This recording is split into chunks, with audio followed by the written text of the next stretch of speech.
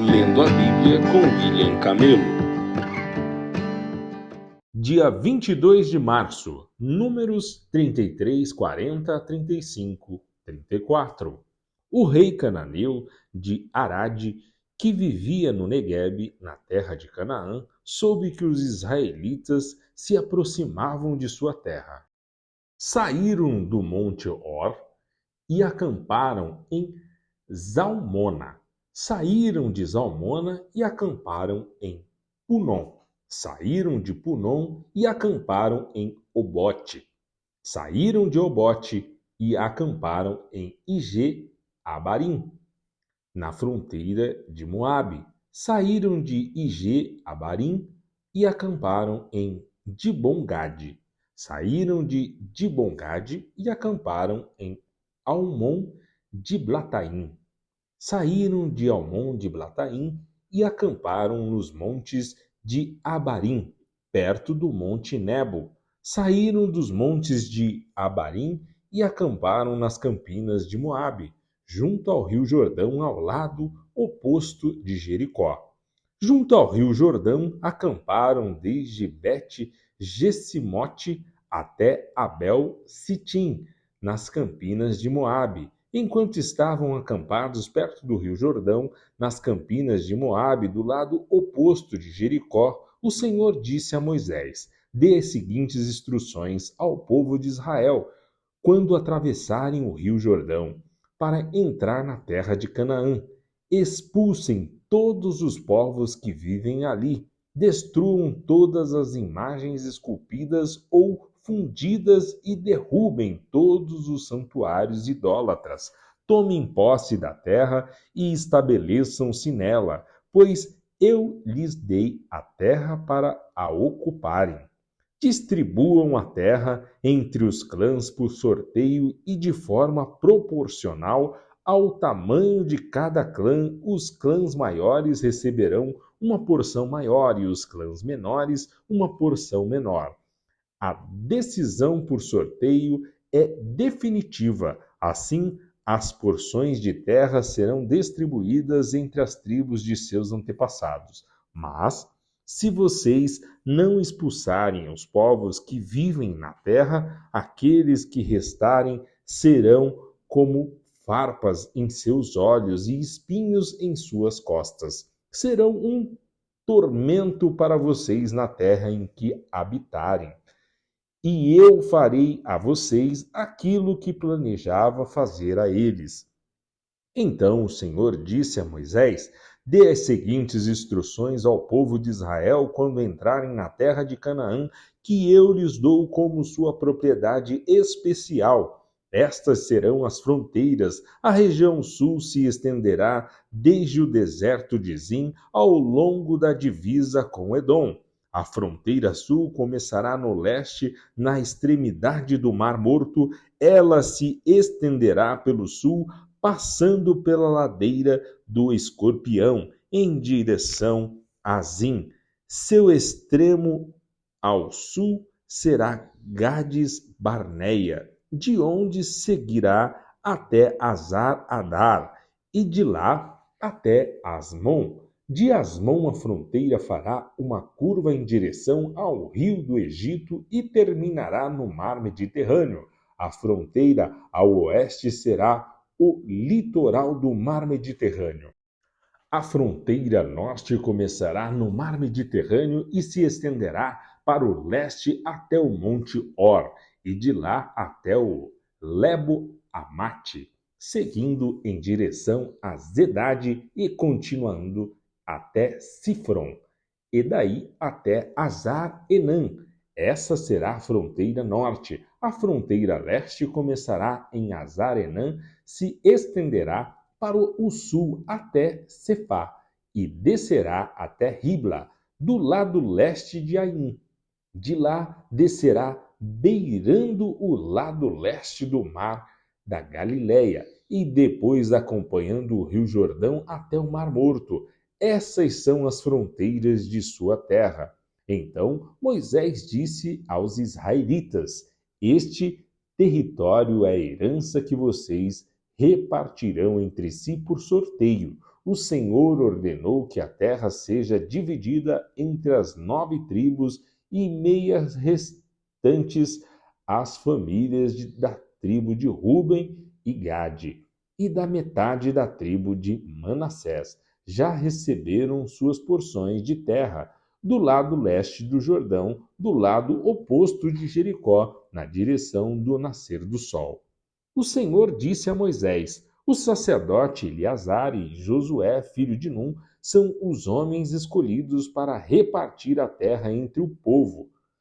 Nomeiem um líder de cada tribo para ajudá-los com a tarefa. Estas são as tribos e os nomes dos líderes.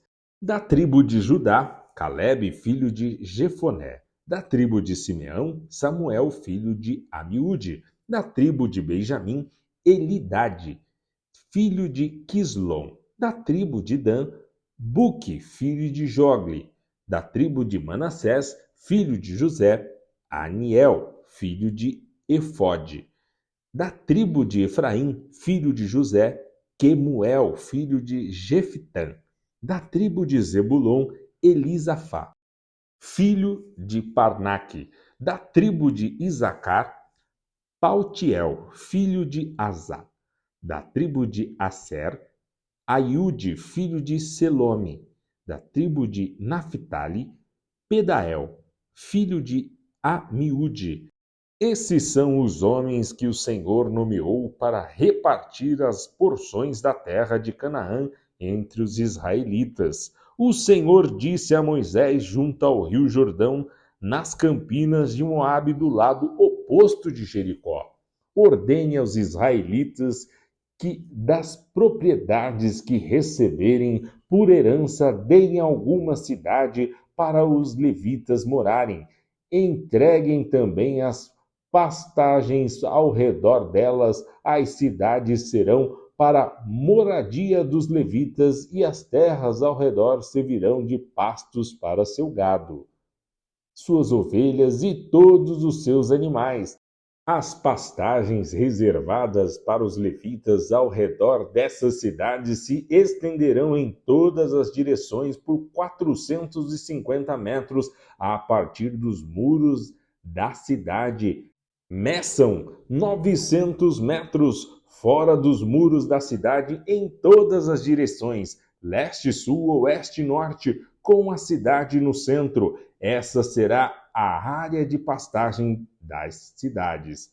6 das cidades que vocês derem aos levitas serão cidades de refúgio para onde uma pessoa que tiver matado alguém acidentalmente poderá fugir e ficar a salvo. Além disso, deem a eles 42 cidades. No total, vocês darão aos levitas 48 cidades com as pastagens ao redor.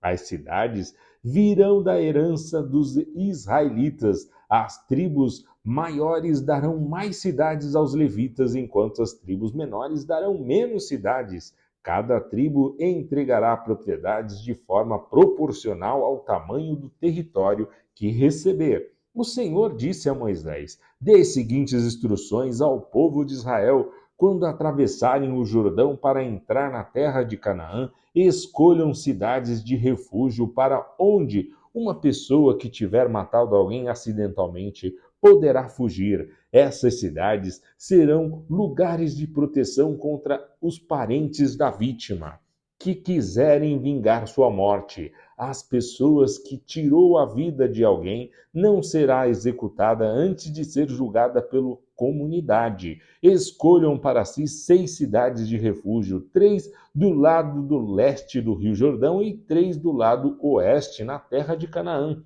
Essas cidades servirão para proteger os israelitas, os estrangeiros que vivem entre vocês e os que estiverem de passagem. Qualquer um que matar alguém acidentalmente poderá fugir para lá. Se, contudo, alguém atacar uma pessoa e matá-la com um pedaço de ferro, é assassinato, e o assassino deverá ser executado. Ou se alguém com uma pedra na mão atacar e matar outra pessoa, é assassinato, e o assassino deve ser executado. ou ainda se alguém atacar outra pessoa e matá-la com um pedaço de madeira, é assassinato e o assassino deverá ser executado. O parente mais próximo da vítima é responsável pela execução do assassinato.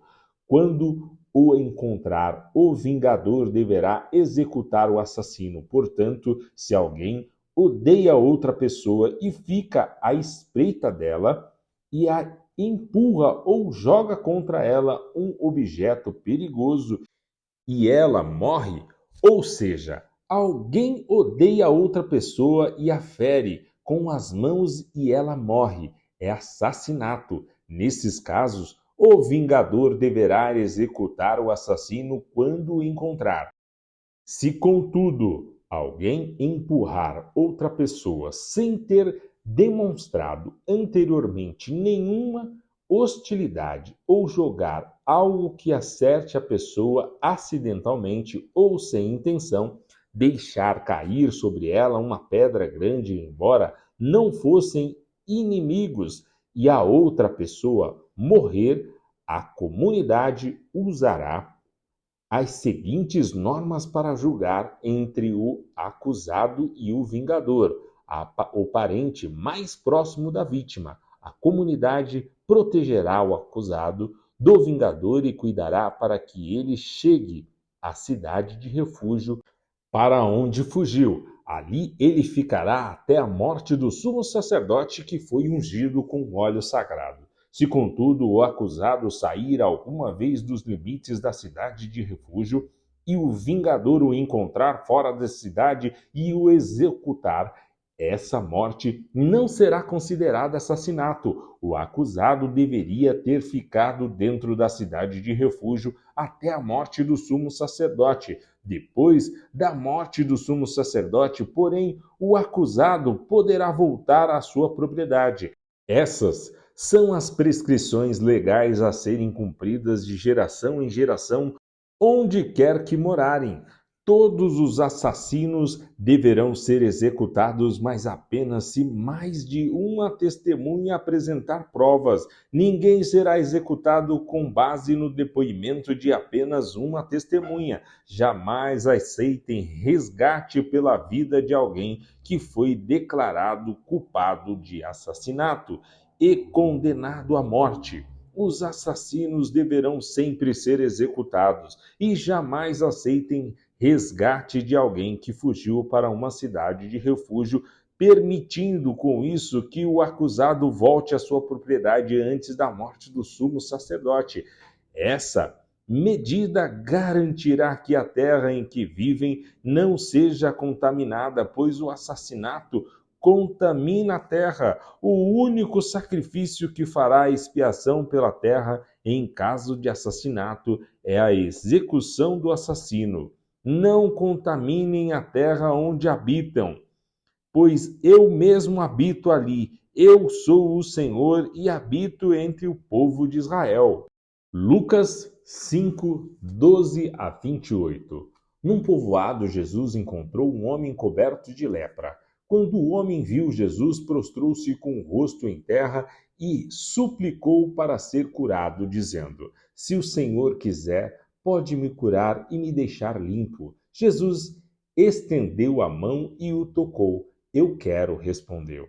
Seja curado e fique limpo. No mesmo instante, a lepra desapareceu. Então Jesus o instruiu a não contar a ninguém o que havia acontecido. Vá e apresente-se ao sumo sacerdote para que ele o examine, ordenou. Leve a oferta que a lei de Moisés exige pela sua purificação. Isso servirá como testemunho. Mas as notícias a seu respeito se espalhavam ainda mais, e grandes multidões vinham para ouvi-lo e para ser curadas de suas enfermidades. Ele, porém, se retirava para lugares isolados a fim de orar. Certo dia, enquanto Jesus ensinava, alguns fariseus e mestres da lei estavam sentados por perto. Eles vinham de todos os povoados da Galiléia, da Judéia e de Jerusalém, e o poder do Senhor para curar estava sobre Jesus. alguns homens vieram carregando um paralítico numa maca. Tentaram levá-lo para dentro da casa até Jesus, mas não conseguiram por causa da multidão. Então subiram ao topo da casa e removeram uma parte do teto. Em seguida, baixaram o paralítico na maca até o meio da multidão, bem na frente dele. Ao ver a fé que eles tinham, Jesus disse ao paralítico: Homem, seus pecados estão perdoados. Mas os fariseus e mestres da lei pensavam: quem ele pensa que é? Isso é blasfêmia. Somente Deus pode perdoar pecados. Jesus, sabendo o que pensavam, perguntou: Por que vocês questionam essas coisas em seu coração? O que é mais fácil dizer? Seus pecados estão perdoados, ou levanta-se e ande? Mas eu lhes mostrarei que o Filho do Homem tem autoridade na terra para perdoar pecados. Então disse ao paralítico: Levante-se, pegue sua maca e vá para casa. De imediato, à vista de todos, o homem se levantou, pegou sua maca e foi para casa louvando a Deus. Todos ficaram muito admirados e, cheios de temor, louvaram a Deus, exclamando: Hoje vimos coisas maravilhosas. Depois disso, Jesus saiu da cidade e viu um cobrador de impostos chamado Levi, sentado no local onde se coletavam impostos. Siga-me, disse Jesus. E Levi se levantou e deixou tudo e seguiu. Salmo 65, 1 a 13. Que grande louvor, ó Deus, te guarda em Sião. Cumpriremos os votos que te fizemos, pois respondes às nossas orações. Todos virão a ti, embora sejam muitos os nossos pecados, tu perdoas nossa rebeldia. Como é feliz aquele que tu escolhes para se aproximar de ti, aquele que vive em teus pátios. Quantas coisas boas nos saciaram em tua casa, em teu santo templo. Tu responde às nossas orações com notáveis feitos de justiça. Ó Deus de nossa salvação, és a esperança de todos na terra e até dos que navegam por mares distantes. Formastes os montes com o teu poder e de grande força te armaste. Acalmaste a fúria dos mares e as ondas impetuosas e calaste o tumulto das nações. Os habitantes dos confins da terra se admiram com tuas maravilhas, desde onde o sol nasce até onde se põe, despertas gritos de alegria. Cuidas da terra e a regas, tornando-a rica e fértil. O rio de Deus tem muita água, proporciona fartura de cereais, porque assim ordenaste, encharcas o solo arado, dissolves os torrões e nivelas os sulcos. Amoleces a terra com chuvas e abençoas suas plantações. Coroas o ano com boas colheitas. Tuas pegadas deixam um rastro de fartura. Os pastos no deserto ficam verdes e as encostas dos montes florescem de alegria. Os campos estão cobertos de rebanhos e os vales forrados de cereais. Toda a terra grita e canta de alegria. Provérbios 11, 23. O justo tem a expectativa de uma recompensa, enquanto os perversos só podem esperar o juízo.